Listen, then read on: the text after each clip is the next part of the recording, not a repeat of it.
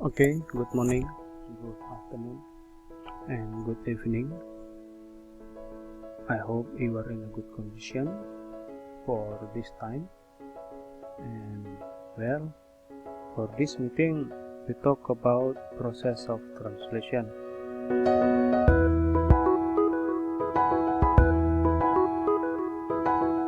Translating is an operational process where two important steps takes place,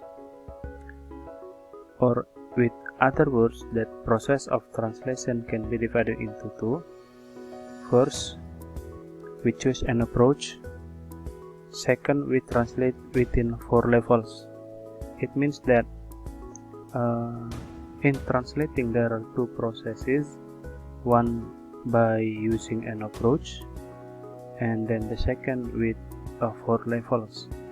Okay, then now we continue to the next slide, and I hope you can follow this material as well. Well, in the first process, approaches, we either translate from the word to the sentence. It means that we translate one word in source language to the sentence, become sentence, or it means there is an explicitation from the source to the target. We either translate from the word to the sentence, from sentence to paragraph, from paragraph to chapter. Then we get the feel and feeling of it. And then we might translate also after reading the whole text several times first until we get the feel and feeling of it. It means that approaches also can be divided into two. One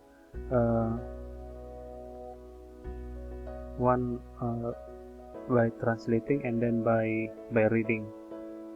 Okay, for more explanations, we can see here comparison of two approaches. We can see here, this is the first approaches, and then this is the second approaches. So how the process and when we use it, and what is disadvantages if we use the first and the second approaches. Well, the first approaches is sentence by sentence, paragraph by paragraph, or chapter by chapter, and the second approaches is read whole text. It means that we read the source text first and then we translate. Okay, how the process of it?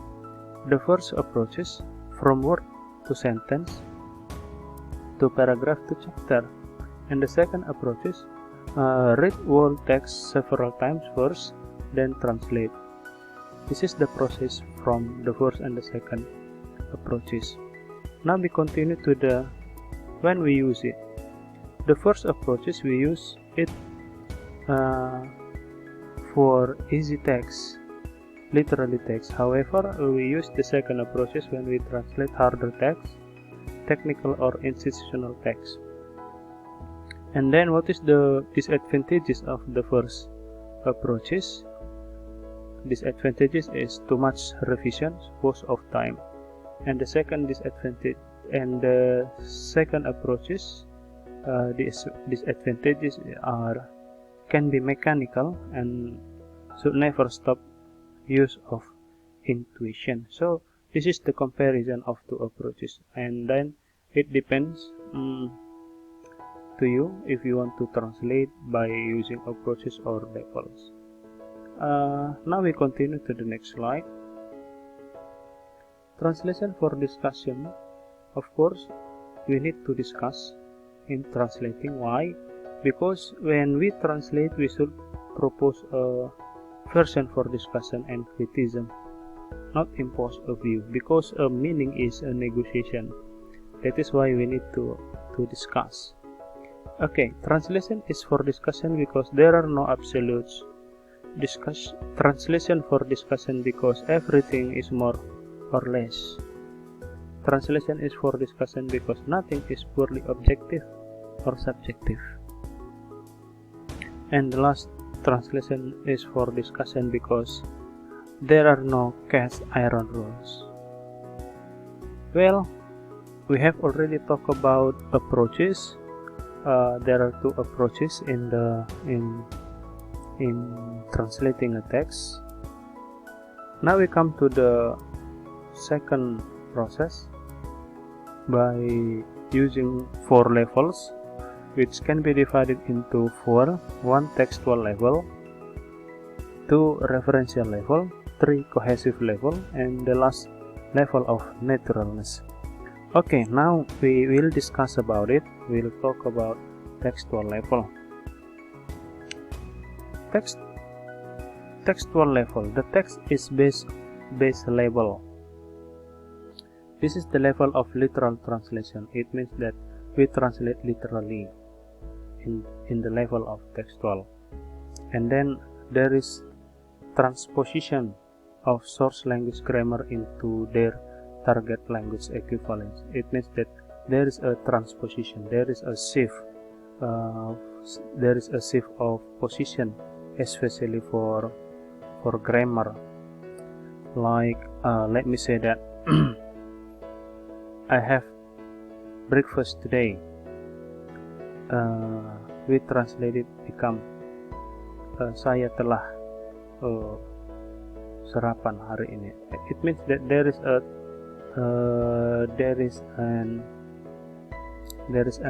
transposition of grammar in that example.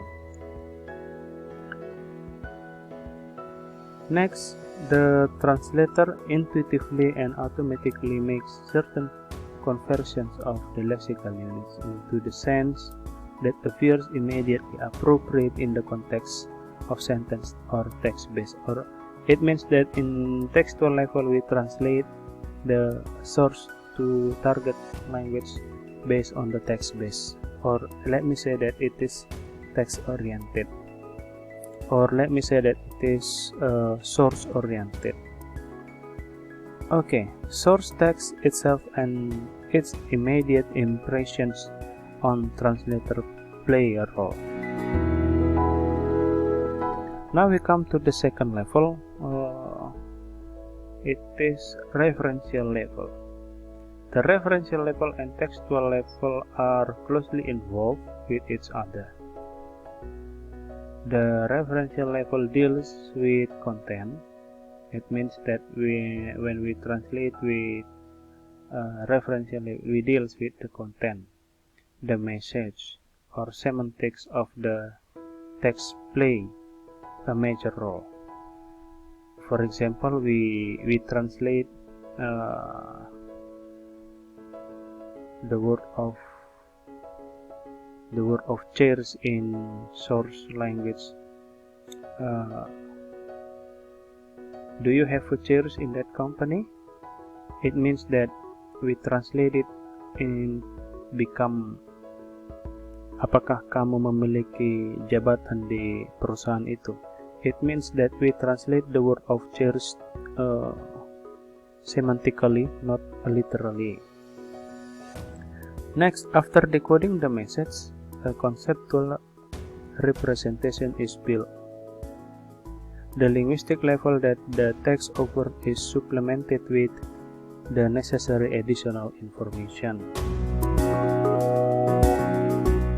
The translator needs to stand back from the text and have an image of reality behind it to find the real intention of the writer.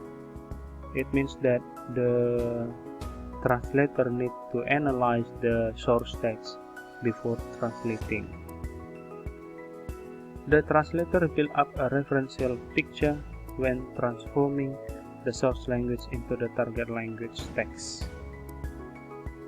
It means that translator need to reconstruct especially for referential picture in this stage. And then we should not read a sentence without seeing it in its referential level. It means that a translator need to read before translating a text. Okay, we continue to the next level. It is called cohesive level.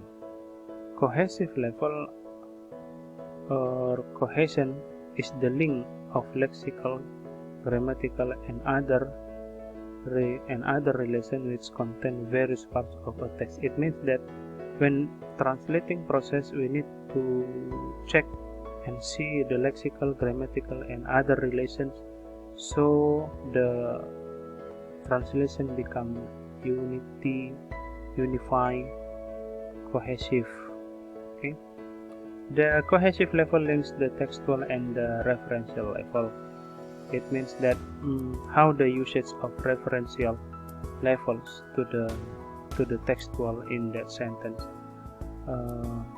Let me say that the words of tetapi dan with dan, you see, we need to check and recheck the unity of the function of the usage of both conjunction. Well, we continue. It provides organizations and facilitates understanding. It is clear because the network of words and expression in the surrounding sentences and paragraphs show logical unity. Yes, logical unity, it means that the conjunction will help us to relate one sentence, one phrase to the next phrase, or one sentence to the next sentence. So it is logically unity. It has two factors, structure level and then mood. Structure factor happen through the connective words, linking and sentences from the known to the new. Yes. It means that cohesive level to link from the previous sentence to the next sentence. And then cohesive level ensures thus that there is a sequence of time, space, and logic in the text. In the mood factor or tone, the translator finds value-laden and value-free passage. The translator is able to differentiate the subjective form from the objective in the source language text. The cohesive level is a regulator. It secures coherence. It adjusts emphasis. It means that if the text is logically unity, of course the whole text become coherence or coherent. See? Okay, the last level is a level of naturalness. It allows the translator to decide the lines of paragraph and sentences, the formulation of the title, and the tone of the conclusion. This level target text-oriented, focusing exclusively on construction of the target text.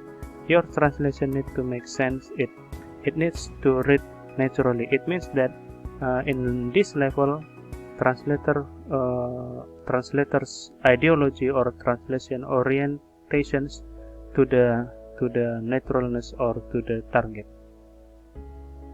language.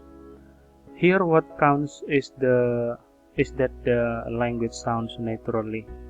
Finding this level might face some possible problems. Word order, one-to-one translation, making common structure seems unnaturally, false friends, participles, infinitive, and nominalizations, old-fashioned and lofty target language diction.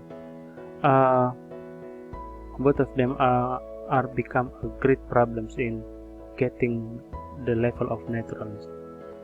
Non-corresponding categories and phenomena in source language and target language, such as tense, aspect, definite article use, idioms, metaphors, nominal compounds, collocations, and presence of random unpredictable things that just seem unnatural in the target language. Okay, then I think that's all for this meeting. I hope you can get the meaning, you can get new knowledge on the process of translation, which can be divided into two by a process and some level.